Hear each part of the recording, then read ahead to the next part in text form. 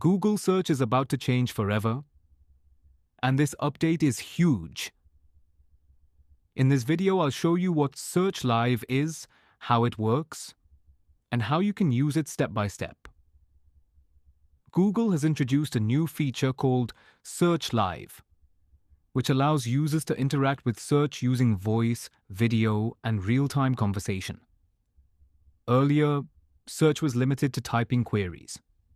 But now, you can talk to Google, ask follow-up questions, and get more natural answers. Here are the key features of Search Live: voice-based interaction, camera-based search, real-time conversation, multi-language support, AI-powered responses.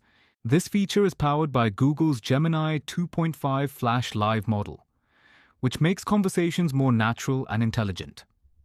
It is now available in multiple languages including Hindi, Marathi, Bengali, Tamil, Telugu, and more. Here's how you can use it. Open Google app, tap on Live below the search bar. Ask your question using voice, use camera for visual search. Continue conversation for deeper answers.